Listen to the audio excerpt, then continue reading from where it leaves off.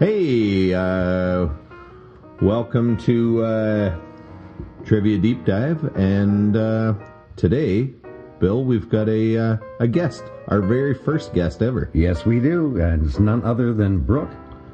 Brooke Converse. Yeah. From Toronto, the GTA. Wow. The Big Smoke. The Big Smoke. The Six, y'all. I'm so excited to be here. Thank you for having me. I am thrilled to be your first guest, and I will do my best to set the bar high. Thanks for covering. Drake wasn't available at the last moment, so they, so I'm glad you were able to fill in. Yes, the other owl with giant eyes is here. Yeah. Oh, that's perfect. All right, so as everybody knows, what we do here is we read some trivia questions, and we take a deep dive, and we're going to get into some extra information on each question. So we've got different ones. We're going to mix it up this week, not necessarily in any particular order, but I guess I'm going first. Geography kicks it off. So all right, here we go. Geography. There we go. All right, so the question is, what U.S. state does a continental divide enter Mexico from? Well, that's an interesting one. Should I have known the answer to this? Was I supposed to? I did not. No, but you can. Questions. You can take. Take a stab at it. It's. I'm gonna. I am not Googling it right now. I swear. Arizona. New Mexico, I want to say. Then New Mexico. Then Brooke is right. It is actually New Mexico. Very good, very good. So I learned a few things that were kind of interesting about this. So the Continental Divide is a ridge of high ground that runs irregularly north and south through the Rocky Mountains and separates eastern flowing from western flowing streams. So that's why they call it the divide. So all the water comes down and either goes east or west. I'm going to hold you right there. Can you also have a north-south continental divide? Absolutely, you can. Okay. Absolutely, yeah. All right, and we're going to get into a little bit more of that. All right. The waters that flow into the Atlantic, chiefly by way of the Gulf of Mexico. Those that flow westward empties, of course, into the Pacific. Now, this is neat. Every continent, with the exception of Antarctica, has a continental divide. Every one. And not only does it have one, but there's actually quite a few of them. So even in North America, we have an Arctic divide. We have a Hudson Bay. Or no. The Laurentian divide as well. So the Laurentians, from New York and so Laurentians are north of the St. Lawrence. Correct. Yeah. Yep. And so there's quite a few of them. It's kind of cool. So now, the divide actually starts up around the Bering Strait, and it runs down out. Where does it start? So I can never keep my bearings straight. It extends the Bering Strait to after a few beers, and all the way down to this the Strait of Magellan in South America. So it runs all the way through. It's okay. Where else? Cape Prince of Wales, Alaska. That's where it starts. Okay. And then of course it goes through. So there's so this is basically the Rocky Mountains. This is the continental divide for North America is the Rocky Mountains. Okay. Absolutely. Fair enough. The divide runs along the crest of the Rocky Mountains through British Columbia, along British Columbia, the British Columbian and Alberta border in Canada, and runs through the states of Montana, Wyoming, Colorado, and New Mexico. New Mexico. Yeah, so that's good. There's a trail there too, which I thought was kind of cool that they do, as in the Appalachians as well. And it's 3,100 miles long. It takes about 5 months to hike. Yeah, we should consider maybe podcasting from there, or maybe watching a video of somebody else that has done that. Interviewing somebody who's done that. Yeah. That sounds about good. Yeah. And just to throw in just one of those crazy things is the highest point of the Continental Divide, which is really in the Rocky Mountains, but through that part is Gray's Peak at 14,270 feet. Gray's Peak, nice. And that's a Continental Divide thing. Well, there we go. That's everything you know about continent. That's impressive, Bill. I've actually been to the BC-Alberta border when I worked at Lake Lousy or Lake Louise many moons ago. You could hike a trail there and stand like in between the two. That's cool. Probably. I would love to go there. It sounds funny, but I would love to go there and pee a little bit towards the Pacific Ocean and a little bit towards the Atlantic Ocean. That's, that'd be something. That's something to aspire to, no doubt. Likely that I did probably pee along that hike somewhere, so beat you to it. Sorry. All right, so that's everything you know about continental divides, Bill? Yeah, pretty much. All right. So next up on the card, then. Next up, entertainment. Entertainment. Ooh. What was the question, Bill? The question was, who was the announcer and sidekick on the Joey Bishop's talk show? Whoa, Joey Bishop. So many questions. So many. I hope this goes down a rabbit hole. Well, it did. The Joey Bishop show didn't run that long. It only ran from April 17th, 1967 up till December 26th, 69. So I guess they canned them on Boxing Day. I would have done it the day before to avoid paying the statutory day. But that's me though.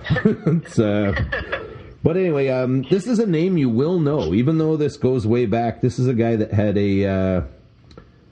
I would say had a renowned career, or maybe a second career way later. This is a guy that you will know his name. It is Regis Philbin. What? Exactly. So to recap here quickly, the Joey Bishop Show is an American talk show that had its first broadcast on ABC in 1967, hosted by Joey Bishop and featuring Regis Philbin in his first ongoing role with national television exposure as Bishop's sidekick and announcer. Oh my God. He was like his Andy Richter. Yeah, exactly. Yeah, or of your era, and I would have said Ed McMahon of my era, but that's... you are correct, you sir. can't see, but I am tossing my curls. Yeah, it's... my young girlish curls. Yeah, the Bill and I have a couple of years on Brooke here, so that's... so that definitely shows the era. Brooke's right in between. I believe she would still know how to fix a cassette tape with a pencil, but nothing earlier than that. That's no 8 tracks for this one. No 8 tracks. Yeah, that's so famously. This is something that happened. Regis Philbin walked off the program as a result of a continuous drubbing he had been receiving from critics, stating that the network never wanted him and he feared he was injuring the series. But he soon returned. This proved to be one of the few installments of the series to top The Tonight Show's ratings. Wow. So, and then in 2011, fairly stale dated, so this, how many years would that be? Literally decades later, 67 to 2011, Philbin revealed that Joey Bishop had conceived the walk-off as a stunt. It was all made up. Nothing you see on TV, folks, is real. Before sweep, holy cow. So wait, what you're saying is you can't believe everything you see on TV. Exactly. Wow. That's, wow. Wait. Yep. Wait, what? That's wild. I feel like he bounced back and did pretty good for himself. He had a good life.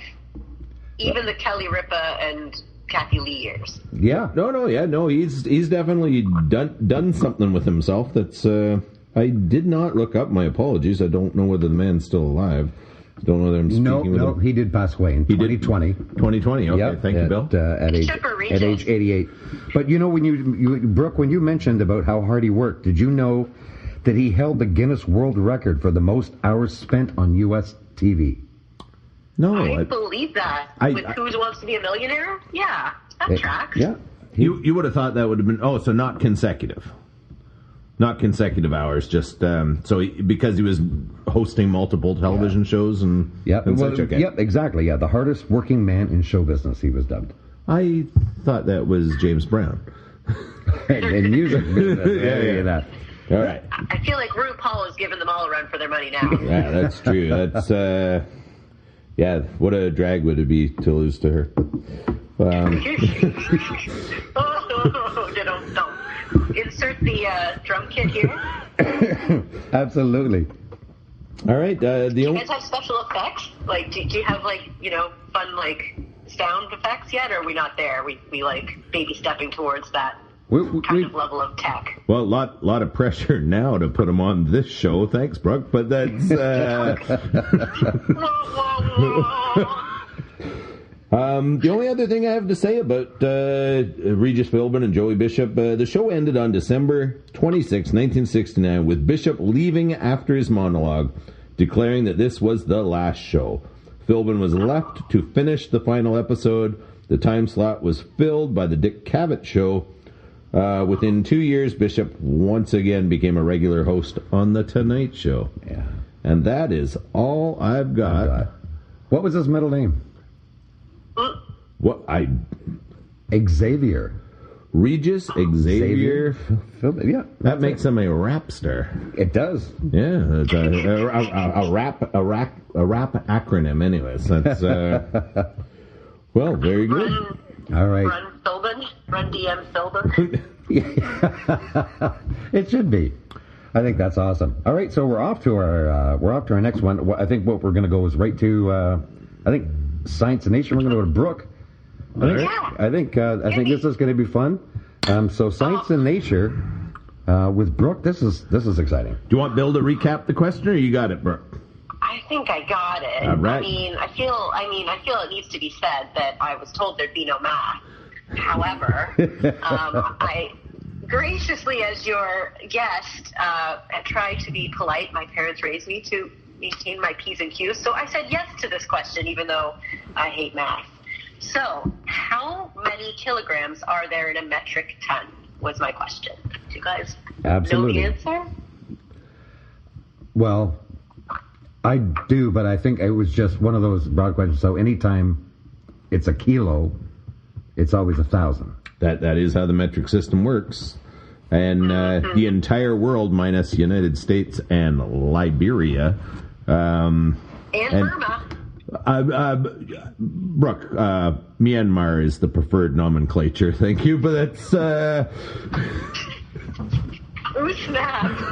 Are you really coming for me on my own category here? Well, just a little. It's but yeah, you are correct that Myanmar. Yes. That formerly Burma, Myanmar. It's still, there's some controversy there for sure. But that's. Are we gonna get letters, guys? You can send them to me. Okay. Well, I'm gonna stop. We'll stop interrupting you, and you go on here. So edit that part out.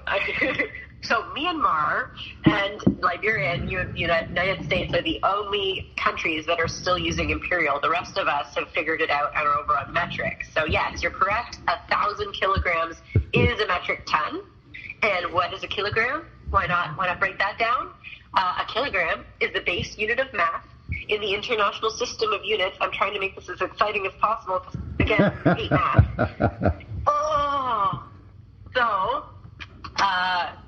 That is widely used. It's a widely used measure in science, engineering, and commerce worldwide, and is often simply called colloquially the kilo. Nice. And the symbol is obviously the kg. But I thought it'd be more interesting to also dig into what is a metric ton, right? Cool. Who doesn't want to learn about this on a Saturday afternoon? Certainly me. I want to tell you all about it. In English, so in the English language, for like the Brits in the UK, a ton, T-O-N-N-E, is the established spelling alternative to a metric ton.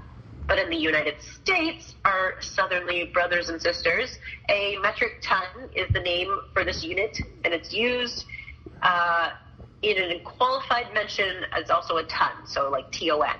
But I think if I'm understanding this properly, I might be talking in a little bit of a circle. A metric ton, 1,000 kilos, but to us, like a regular ton, short ton, is actually 2,000 pounds. I could be talking out of my butt, but you wouldn't know.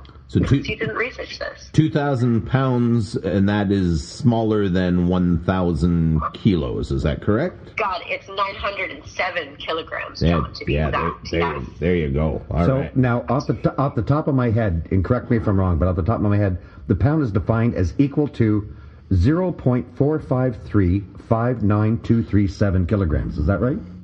Yes, that is correct. Yeah, that's what I thought. That's a little bit unfair. Bill was reading that off my tattoo. Where's the tattoo, John?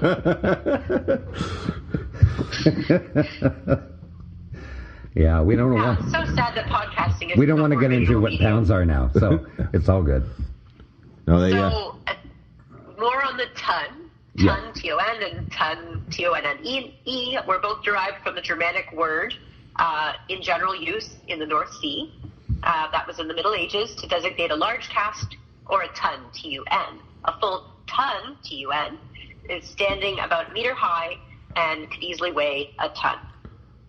A ton of information. How are we doing? You know a butt ton of information about this. Now, wait, there's more. But I didn't. Yeah, I never knew about that. I never heard that before. That's kind of cool. A butt ton is a measurement of beer. It's the size of a barrel. A barrel is also being a measurement. So it is much larger. A butt ton is also believe. I have not researched this one, so comments below if you can correct this. But I believe it's. It is equivalent to a hogshead, which is a 64-gallon container, I believe. That's, but yeah, that's a butt ton of beer for sure. How do you spell butt ton? B-U-T-T-T-U-N, two words, yeah. Oh, a butt, like one whole, no, 2 words, okay. Yeah, 2 words, yeah. All right. Oh. More than that, but do you want some more fun facts on what actually weighs a metric ton? That's actually why you got called in. Yeah, I'm here to elucidate and just drop some mad science on you. So get ready. Awesome. Actually, do you have any guess on what weighs 1,000 kilograms or 1 metric ton? I'm gonna say 1,000 liters of water. I would think that would be accurate. Yeah. How accurate and boring. To show you how boring I actually am, I am not joking. Robin and I talked today about the weight of water versus the weight of beer fermented and the weight of beer unfermented, and how it actually changes. That's so beer. Wow. One liter. Talk. Yeah. Oh yeah. That's. Was that during intimate time? that is the intimate time. This is you silver tongue devil. Wow, you say it. It's amazing. You got it. Wow. All right. Please, once again, Brooke, we apologize for interrupting. Go at her, girl. Oh, okay. Baby humpback whale. Bam. Wow. Kilograms. That is so cool. Whoa. A walrus. 1 walrus. A black rhinoceros. I don't know why it specified that. Why's it got to be black? I don't know. Did you say rhinoceros?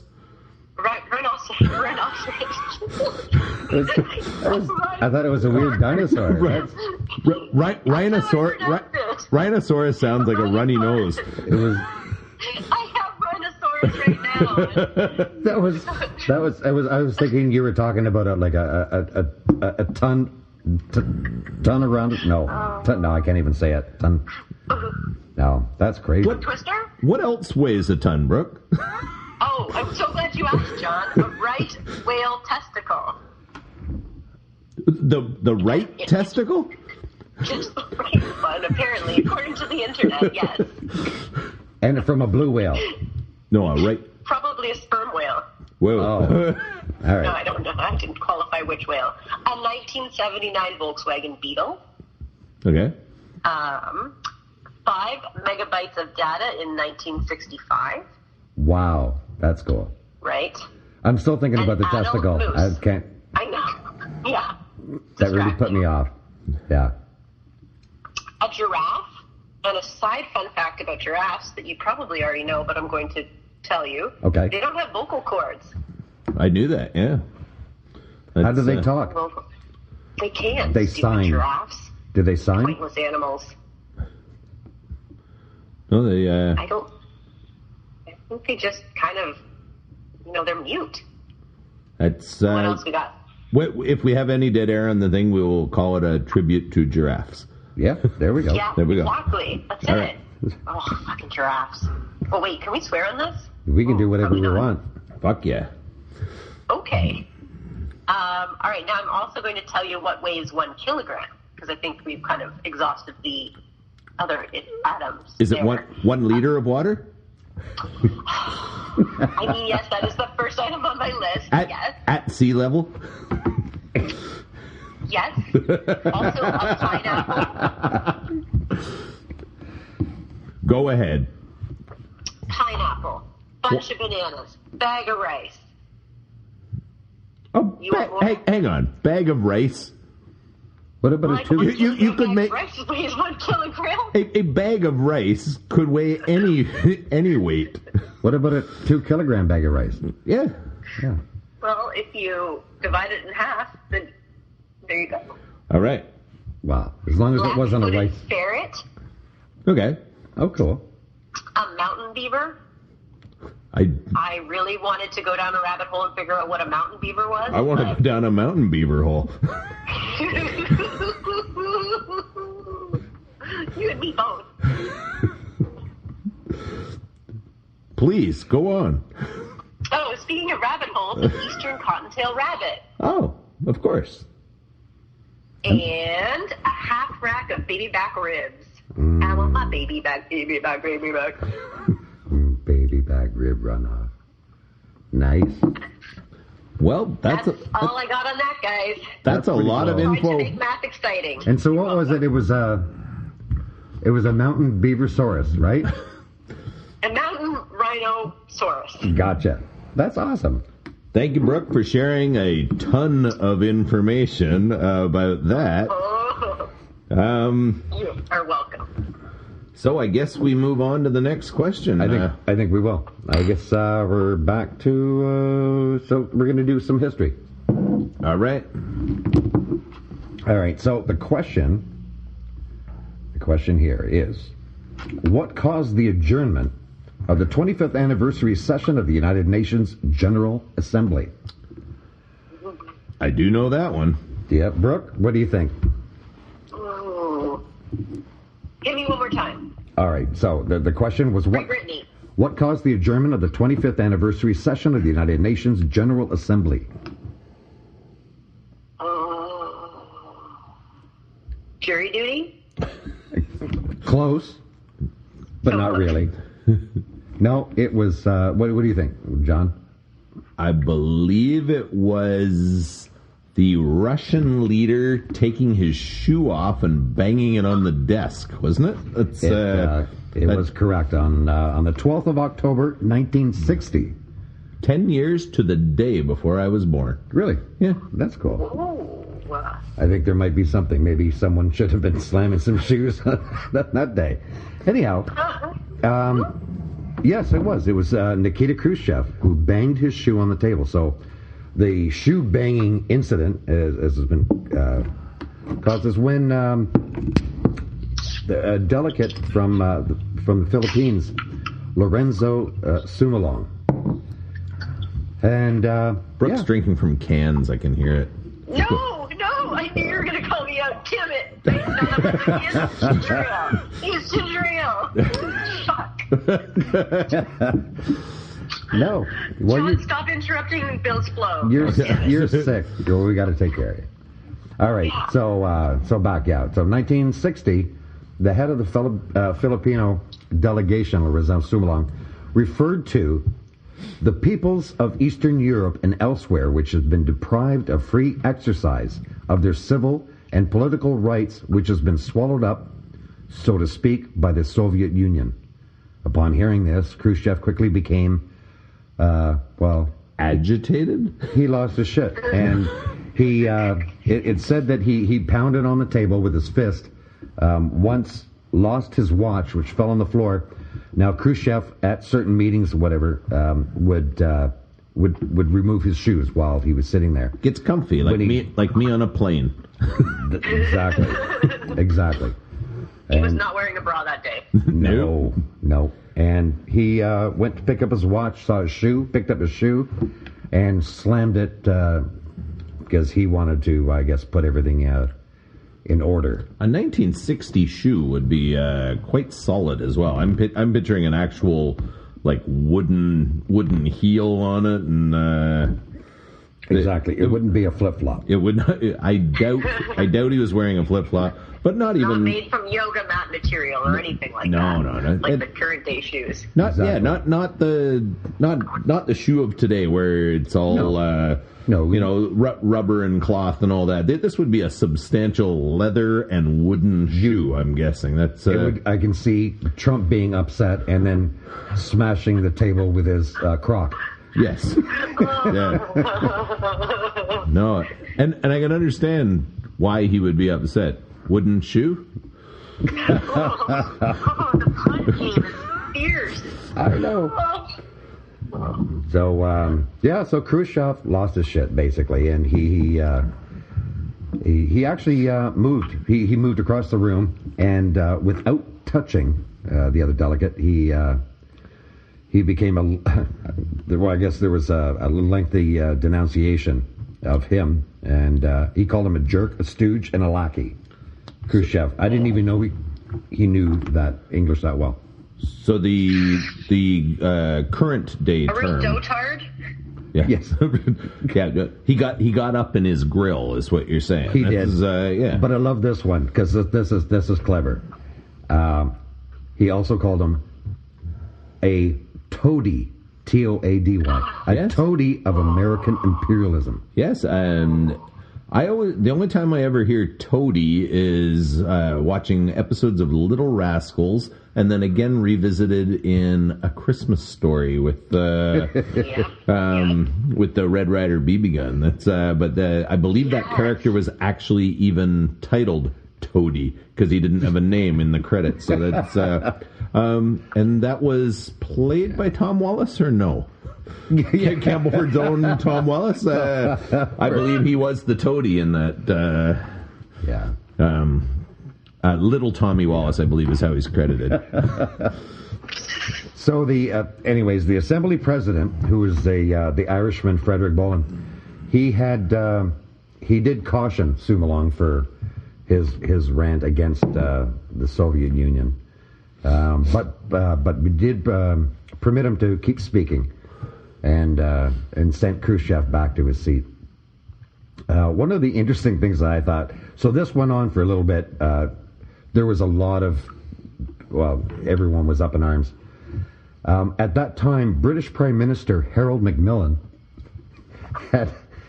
is said to have quipped, "May we have a translation of this, please?" Which I thought was just amazing. Maybe it was like to tone it down, or just to make fun at all of them. I don't know. But those Brits and their humor. Yeah. So, anyways, that's pretty much. It was. By the way, about the story about him pounding his fist and the watch falling over actually was from his granddaughter, Nina Khrushchev. So they were embarrassed. A lot of people were embarrassed by that whole incident, and it cost him his job. He didn't finish up after that, and went off. Wow. So yeah. So that's about the... kind of the opposite of Regis Philbin and his success story. Exactly. Right? Yeah, the shoe banging incident you could not further your career with banging your shoe on a table as well, or a crock, or a high heel. Regis would never. A stiletto, you probably could, just saying. If you had a stiletto, you probably could further your career. But that's it. That's all I got about that. That's all you got about shoes and banging in general, and the stilettos I feel like leads we to could that. devote a whole podcast to banging, guys. Let's be honest. That's very true. We might have to do that. All right, so we're off to the Off to the arts and literature? Yeah, question. arts and literature. There we go. Well, hit me with the question there, Bill. All right, here we go. What college handbook edited by Lisa Birnbach? Hold on. Here we go.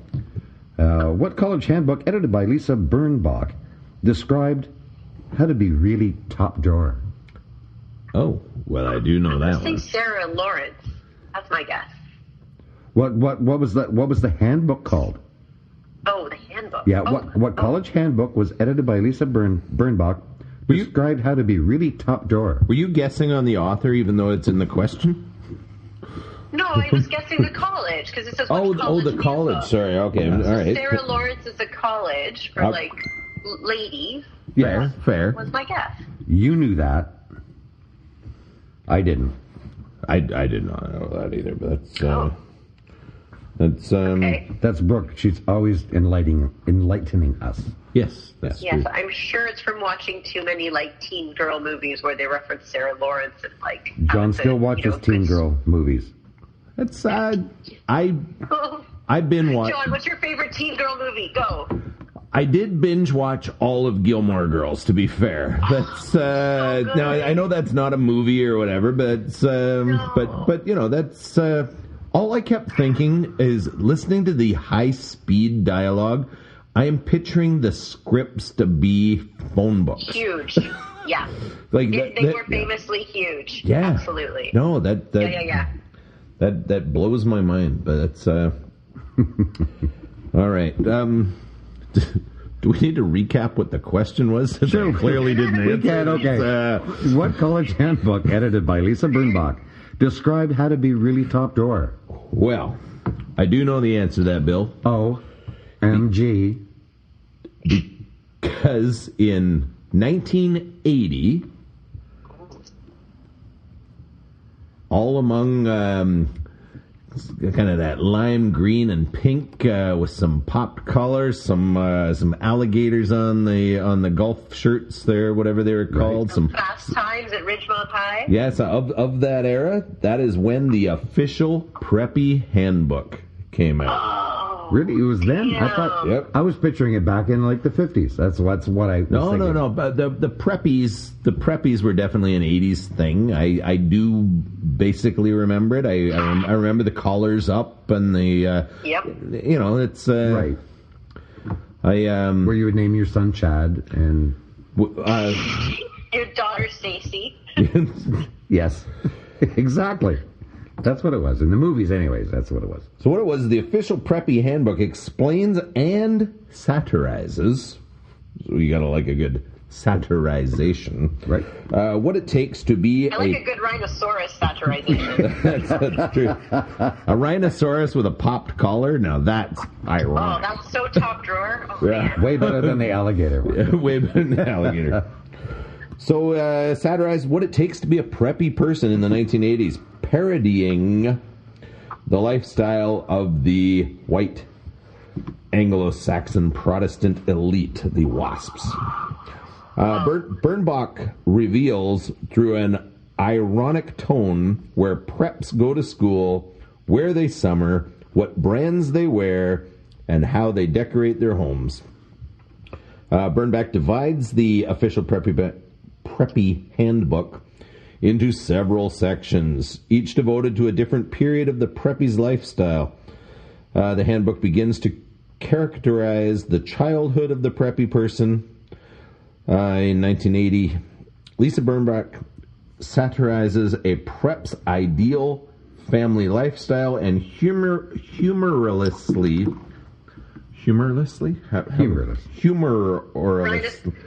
Rhinoceros. in a funny way into prep school. The book then wittily discusses the best years of your life, a prep's college years, a tongue-in-cheek take on which college courses that you should enroll in, and how to design one's dorm room. Chapters 5 and 6. Tell me you have an excerpt from it. Oh, no. we can come up with our own. I'm pretty sure we can come up with our own. Sorry to throw you under the Stacy bus should there. not date Chad. In Chapter 4, Bernbach emphasizes the importance of appearing effortless, preppy, and casual. Socks are frequently not worn on sporting occasions or on social occasions, for that matter. This provides a year-round beach look that is so desirable. I guess this is an excerpt, that is so desirable that comfort may be thrown aside. By teaching readers where to shop, what to wear, and the merits of the pink and green, Bernbach makes preppy culture attainable by anyone. Contrary to the popular belief that one needs to be born in a preppy lifestyle, she makes prepdom something that anyone can cultivate. Prepdom. That's kind of cool. Prepdom. That's wild. I keep thinking of Zach Morris being called Preppy all the time from Saved by the Bell. Absolutely. He's a later echo of it. I think the character that plays Zach Morris was probably born in 1980, I would guess, or even a little later. But, but yeah. So did you know anybody, like when you were in school, were you... Absolutely. I was of the era that you were the preps, you were the stoners, you were the sporties, you were the... I actually pride myself in always being a... outlier? Yeah, sort of an outlier, but even a bridge between groups. Yep. It's something I pride myself on. Did you ever wear a sweater around your shoulders? I personally never did. No. I wasn't cold, though. Can start. But you didn't have to be cold because it was preppy. I never sought to be preppy. It was of my era, but I did not.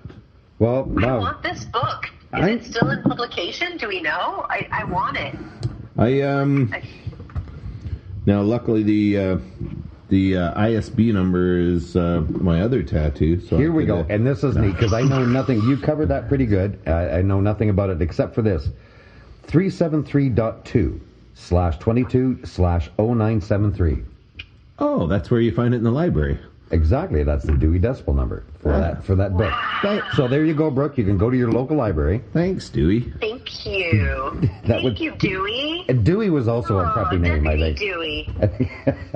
All right. I have done everything that I wanted to Dewey on that one. So I'm every pun wins. Bill, you use puns. Bill's attempting to leave the room, and he wants me to just fill in. All right. Wait, has Bill actually left the room? I'm not there with you. Yeah, no. In case anybody didn't know, Brooke is Skyping in here, and Bill and I are live together. So jealous. Double vaxxed and all of that hoopla, but yeah, Bill has indeed left the room, and and the reason Brooke isn't here in person, which was the original intention, is she's feeling a tad under the weather, and with all of the all the shit in the last couple of years, you didn't want to be the beginning of anything. Now, Brooke, probably... I don't think it's the funky cold. I don't think it's the funky COVIDina. Like, I'm pretty sure it's just a regular old head cold. But, it's times have changed. We don't travel anymore when we're not feeling well. Yeah, you can keep that head cold to yourself as well. That's, Well, I didn't. I gave it to my lovely husband, and so he also has not been able to go away this weekend. So, yeah, good times. But I'm really glad to be able to Skype in with you guys because this is fun. I dig it. Also, John, should we start a Gilmore Girls podcast where we go through every episode of Gilmore Girls? It's already being done. I don't want to plug another podcast, but there is a Gilmore Girls deep dive podcast with all of the side characters making appearances and all that. If you can look that up yourself. I don't have time to do my question. I need to go listen to this podcast right now. I'm leaving. Bye. What we got to do What we got to do is Brooke has one. We got one more question. Yeah. Hold off on all your Gilmore urges. Do not rush off to Stars Hollow quite yet. So here we go with some sports and leisure. All right. Sports and leisure. Yeah. And what do you got for us? Well, you guys really tapped into my wheelhouse. You're like, what does Brooke love? She loves math and she loves sports. Like, that is what she is. And when people think of Brooke, they're like, what is she into? Math, sports, those things. So Exactly. I appreciate the challenge because, again, sports games aren't my wheelhouse, but I am always up for a challenge. So here we go. What bouncing sport features kabooms and swivel hip seat drops? So what bouncing sport features kabooms and swivel hip seat drops? Y'all know? No. I don't know that. It's Really? Bill? Does it has anything to do with bouncing? It said what bouncing sport. Oh. So yeah. So yes, it does, I guess. Well, no, like a tiny bit. Is yeah. it? Is it basketball because of the No. bouncing? No. trampoline, I'm thinking. Oh, trampoline. Ding, ding, ding, ding, ding. Pew, pew, pew, pew. Pew, pew, pew. Yes, it's the trampoline, guys. And I never thought I'd be so excited to learn about it, but after the kilogram question, I was like, please, let's talk about trampolines here. I don't fucking care about math. Nice. But Actually, if I can interject here, if you drop a kilogram from 1 meter onto a trampoline, how high does it bounce after that? 22 meters? That's a great guess. I think it probably my is. answer was going to be in Imperial. Yes. I did my research. Okay. I've got heaps of things to tell you about. Okay. Oh, please do.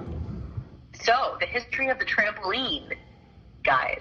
So the idea of throwing people into the air has been around for a long time, before the modern trampolines were invented. People in the Arctic regions. Trebuchet is how they used to do it. Catapult. Oh, yes. Yes. Yes.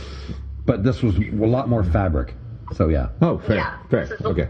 Yes, absolutely. So the Inuits invented trampolines from walrus skins, so acting as the trampoline mat, and they would use other people acting as springs and kind of throw them up into the air. Sorry, how much does the average walrus weigh? 1,000 pounds. Exactly. Oh, We've okay. got that. All right. That makes sense then. It's all coming back together. I know. This is amazing what you're doing. I know. I mean, I'm elucidating, guys. Thank you, everybody, for tuning into the Walrus Podcast. That's It's the Rhinoceros. Listen, I have one thing to say. Cuckoo-cuckoo. Okay, Eggman. So, there were ancient depictions of trampoline-like devices discovered in China, Egypt, and Iran. Not going to say Burma again because I got the mark. But although very little is known of their use at that time. Would you like to know who invented the trampoline? Yes, he sounds please. like a really interesting dude. His name is George Nissen, and he is from Cedar Rapids, Iowa. And he was a young gymnast who was inspired to create the trampoline when he went to the circus in 1930 and saw the aerialists dropping from perches high and then landing on that safety net below. So he wanted to create a contraption that would allow a person to keep bouncing. Cool. And so he labeled his invention a tumbling device and was granted a patent in March 1945. So I'm thinking this is kind of a sick individual. So someone would be on fire, they would leap from their apartment building, and instead of land safely in a safety net, he wanted to them bounce several times. Am I right? Yeah. right back into the building. Bouncing right Nice. back. Nice guy. It's like a Naked Gun kind of moment or something. One of those. Awesome. So, the name came when Nissen was performing in Mexico because he was a famous diver and gymnast. And so he was affectionately named the Campeón de Trampolín, which roughly translates to diving board champion. So he named his invention the trampoline, El Trampolín, which is the Spanish word for diving board. That's so cool. I never knew that. Yeah. So in order to create it, he dismantled his own bed and tried to use the frame for his invention. He was quite an ambitious young dude. Once he did create it... Well, he'd be up all night doing it. I'll sleep on the floor, Dad. It's fine. made with angle iron canvas and inner tubes to give it the bounce. And then in 1936, George went to Central Park in New York to market his new invention, and he rented, because apparently you could do this in 1936, a kangaroo named Victoria. I love the specificity here, by the way. To jump on. Like, the picture is That name is so preppy. You guys a picture, right? Victoria the kangaroo. I know. She does sound a bit prissy. I mean, they have a whole state in Australia named Victoria, but that's fine. Victoria is still a good name for a kangaroo. Sure. So he rented this kangaroo so that the kangaroo would jump on the trampoline for a photo op for him to help promote it. Wow. So, more tramp facts, you ask? I will give those to you. I want to know more. I want to know more facts about kangaroo rental in New York. In the 1930s, they were just like, is there a depot you go to? Like, do you want a rhinoceros or do you want a kangaroo? What do you want today? It's a whole area. Do you go to Avis, rent a canoe, rent a kangaroo, or Hertz rent a kangaroo? Something tells me that Rudy Giuliano has a pet kangaroo. Oh yeah. Oh gosh. I hope it punches him a lot. Apparently the kangaroo kept trying to kick him while he was trying to get the photo, so he had to keep bouncing and then bouncing away from it so they wouldn't get assaulted by Victoria. Is it weird that I'm not picturing an actual kangaroo, but the Warner Brothers kangaroo that Sylvester was always interacting with? That is what I picture. This is Oh yeah. Yeah. I'm gonna send you a picture after because I kind of want to frame it. It's pretty magical. Okay. That's what's going on the cover. That'll be the cover of this. The thumbnail. The thumbnail is the kangaroo picture for Absolutely. sure. Yeah, 100%. Well, can you? Yep. Kangaroo and a walrus in the same picture? Can you work on that? And a rhinoceros. I will draw you a picture of what a rhinoceros looks like. I love it. All right, fair. Please continue. Do not allow us to interrupt you again. Oh, I will. No, jump in. But I've got lots to say about trampolines. Final point on this then, George Nissen. He died in 2010 at 96. Wow. But not before experiencing his proudest moment, which was getting to go to Australia, to Sydney, to witness trampolining making its Olympic debut at the 2000 Olympics. That was his dream. Oh, that's so cool. He created it.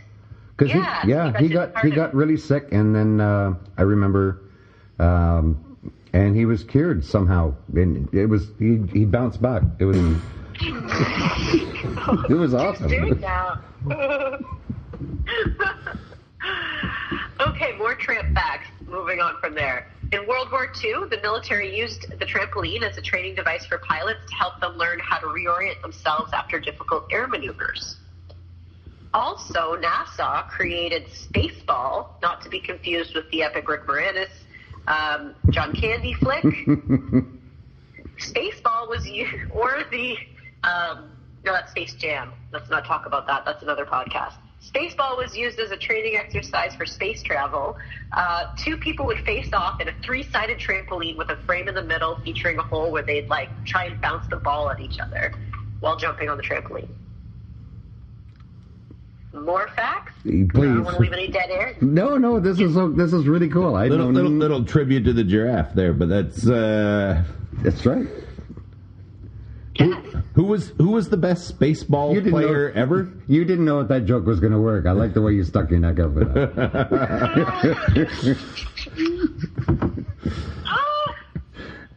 Who was the best Spaceball player ever?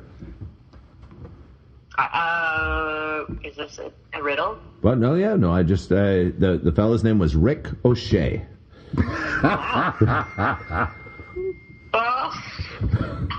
Oh my God! Puncast. Rick O'Shea. Oh, Ricky, don't lose my number. Ricky, you're so fine. All right. Oh, please, Brooke, continue. Yes, I have a few more things. I don't want to keep you too long, but I have a few more interesting tidbits. Let's see. The jump centers that we now see all over the place, thousands of trampoline parks and jump centers which are prevalent around the world, the earliest ones were linked back to the 1950s at gas stations. So if you can imagine, they had trampolines set up at gas stations where kids would jump on trampolines while their parents filled up their vehicles. Makes total sense. I guess it took a long time to fill up your car in the 50s. Yeah. I don't know. Trampoline jumping is good 10 for you. cents a It's good gallon. for your eyes. Yeah. It helps your eyes. It helps strengthen the eye muscles and the ocular nerves. It stimulates cells to restore the shape and function of the lenses. Really? Yeah. There's a lot of health benefits from trampolines, actually. No way. Not when I'm on it. Just to mention, not while I'm on it. No, just lying on it does not count. That's true. So my eyes started getting shitty at age 50, and that is actually also the last time I was on a trampoline.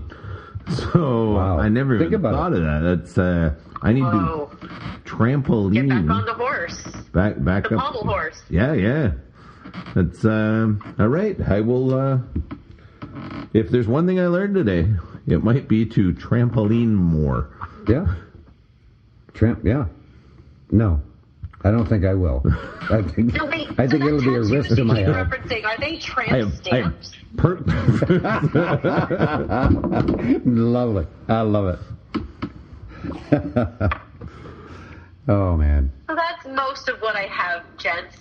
The most backflips in a minute is 49.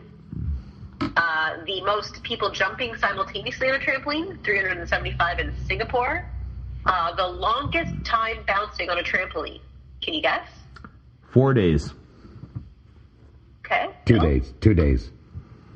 53 days by the Delta Epsilon frat at Cleveland State University in 1986. All right, it's a frat. 6 men bounced for 53 days.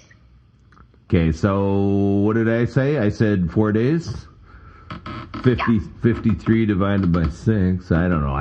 They I didn't know you could spill off and get calling it.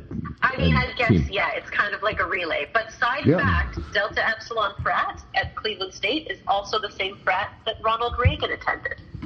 Oh, was he part of this this trampolining? I don't know, but Richard Nixon, he was bounced out of politics pretty quick there. Richard Nixon was. That's, who was the president? Reagan. Reagan.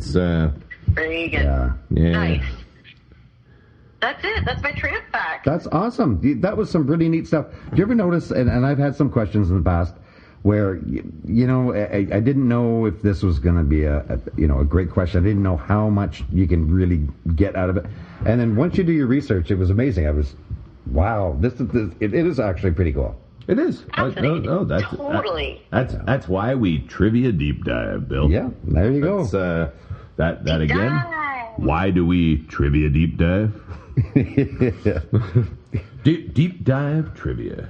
Deep dive, yeah. Deep dive trivia. Deep dive trivia. I think that's the best one. Yeah, I think so. Yeah, we're this is episode 3. We're still trying to name this thing. I know we like the DDT. That's You know what I like the most? I like the most about this podcast right here was having Brooke on board. This was amazing. Aww. You are amazing, and I hope we can do some more together. Well, oh my gosh. Thanks for jumping in. Guys, this is so fun. I would love to come back. This is a blast.